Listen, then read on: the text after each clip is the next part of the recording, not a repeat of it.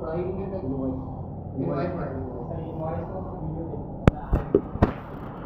हमारे पास डीएसएम की शीट।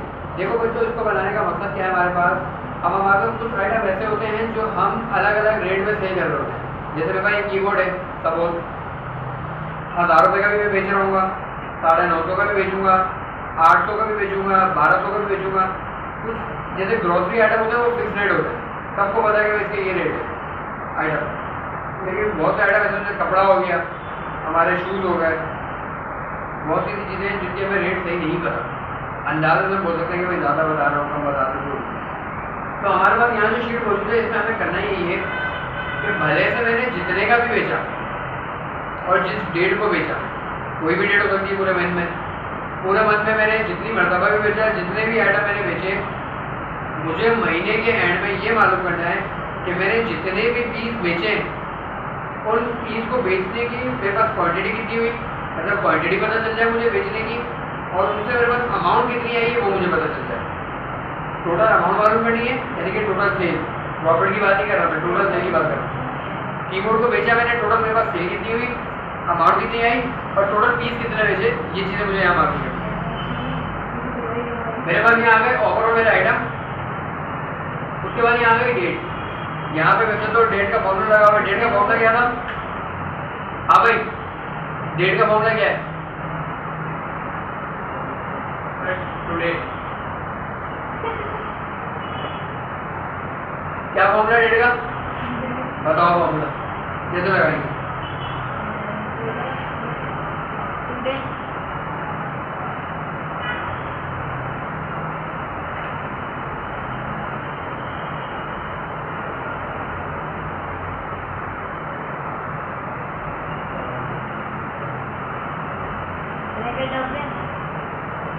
वो तो होता ही है। हाँ भाई,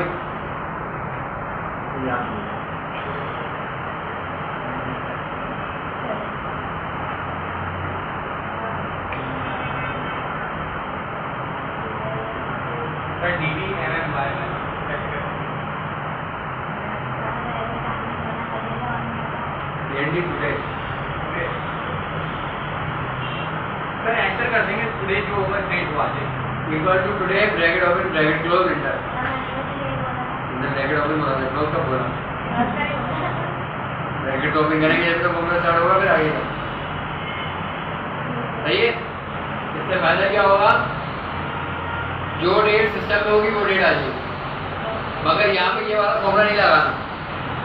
उसकी वजह ये कि आप तो अलग अलग डेट में सेल करोगे, और यहाँ टुडे का फॉर्मूला लगा दो तो रोज डेट चेंज हो जाएगी, तो आपको पता ही चलेगा किस तारीख को आपने क्या चीज़ बेची।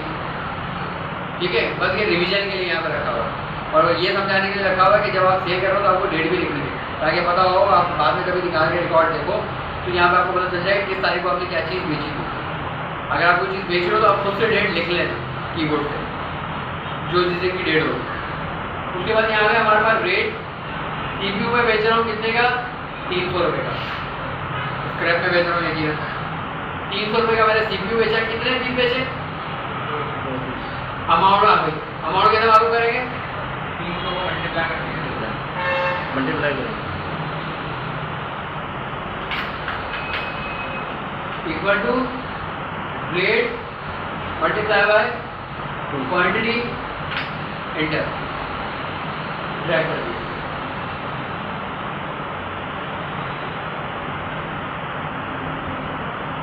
ठीक है भाई, क्लियर है? यार कोई मसला, कंफ्यूजन? यहाँ हमने सबकी सही तरीके से मालूम करी है। कीबोर्ड मेरे पास यहाँ पे 2500 का भी है, 2 पीस मैंने बेचे 5000 के। कीबोर्ड मेरे पास यहाँ 150 रुपये का भी है, 1 पीस बेचा 150 रुपये का। टोटल मैंने कितने कीबोर्ड बेचे? 2, 1, 3,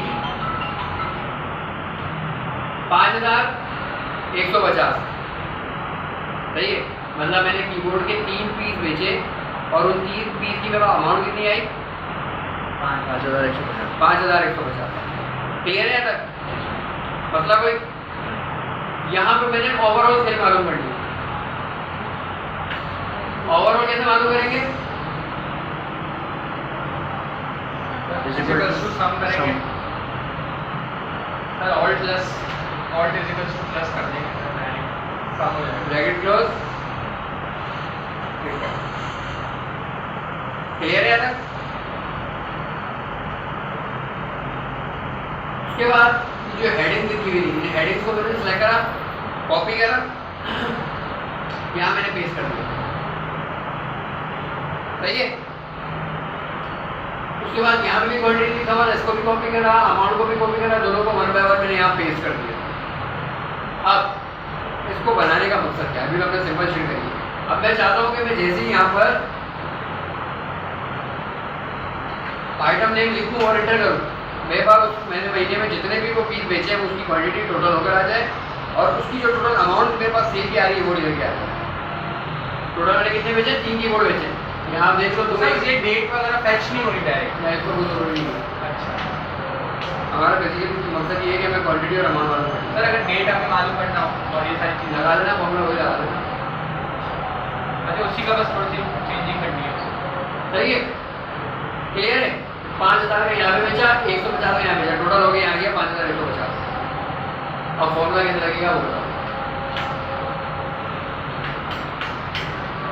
equal to the sum bracket of formula क्या कह रहा है डेटाबेस क्या है मेरी पूरी शीट हेडिंग के साथ सेलेक्ट करना है इसको ये वाई शीट है जो हेडिंग के साथ सेलेक्ट होगी उसकी वजह ये कि हमें यहाँ पे क्राइटेरिया में हेडिंग सेलेक्ट करनी है ठीक है। डेटाबेस सेलेक्ट करने के बाद कॉमा लगाया फील्ड सेलेक्ट करी फिर कॉमा लगाया अब वो बोला क्राइटेरिया सही है ब्रैकेट क्लोज इंटर आधार होते तो आधी तो होगी आगे क्वांटिटी कैसे मालूम करेंगे। उसके बाद अब हमें क्या मालूम करनी है अमाउंट मालूम करनी है equal to the sum bracket open formula कह रहा है डेटाबेस मैंने यहाँ पे पूरा डेटा सेलेक्ट कर लिया ठीक है कॉमा लगाया उसके बाद वो बोलता है फील्ड क्या हो गई हमारी अमाउंट मैंने अमाउंट सेलेक्ट करी फिर मैंने कॉमा लगाया उसके बाद आ रहा है क्राइटेरिया में मैंने ये 2 लाइनें सेलेक्ट करी ब्रैकेट क्लोज इंटर तो कीबोर्ड की मेरे पास क्वांटिटी नहीं करता अगर मैं कीबोर्ड की जगह यहाँ कोई और आइटम लिखूंगा जैसे मैं यहाँ लिख देता हूँ तो देखो जरूरी है जो 2 लाइन को आपने बनाया है बॉक्सेस इसमें न्यू डेट वो इसलिए ज़रूरी हो रहा है क्योंकि हमें यहाँ पर पूरी शीट के साथ हेडिंग सेलेक्ट कर रहे हैं ना अगर ऊपर नहीं कर रहे हो तो हेडिंग फिर ज़रूरी होगा अगर नहीं करें अगर हेडिंग सेलेक्ट करें फिर नहीं करो तो फिर आपको यहाँ पर जो है अलग से ये सिलेक्ट करना पड़ेगा लेकिन मसला सारा इसमें ये आया था डिसम का फॉर्मूला ऐसा है ना आपको हेडिंग क्राइटेरिया के लिए सिलेक्ट करनी पड़ेगी तो आप यहाँ के बदले और वहाँ से आपको अगर हम चाहें यहीं आ जाए डेट आ जाए लिखी हुई डेट आ जाए क्वांटिटी अमाउंट उसी में सब सकता है वो हो जाएगा सही है भाई। अब मैं यहाँ पे बार बार नाम लिख रहा हूँ इधर देख लो तुम लोगों को सवाल पूछो तो आता नहीं है कुछ। अब मुझे यहाँ पे क्या करना है मैं बार बार यहाँ नाम लिख रहा हूँ मैं चाह रहा हूँ कि बार बार नाम भी ना लिखूँ मैं एक फिल्टर लगा दूँ मैं सिर्फ नाम पे क्लिक करूँ और उसका मेरे पास डेटा आ जाए।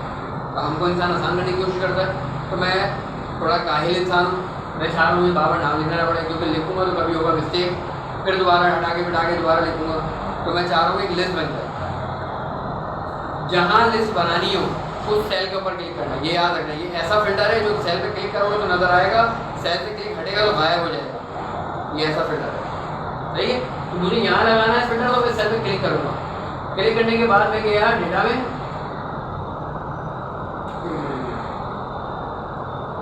डेटा में जाने के बाद ये फिल्टर जो आ रहा है ये नहीं लगाना कहीं ऐसा तो सामने ही नजर आ तो ये लगा दो आगे जाना आगे देखो लिखा हुआ है डेटा वैलिडेशन अगर ये डेटा वैलिडेशन लिखा हुआ नजर ना आ रहा हो तो ये जो आपको साइन नजर आ रहा है ग्रीन और रेड कलर का ये लाजमी आ रहा होगा उसी के बराबर में एरो आ रहा होगा उस पर क्लिक कर देना लिखा हुआ आ जाएगा डेटा वैलिडेशन पे क्लिक करना एनी वैल्यू से चेक हटा के लिस्ट में चेक करना सोर्स आ जाएगी सोर्स पे क्लिक करना और यहाँ से ये पूरी सोर्स ले कर लेना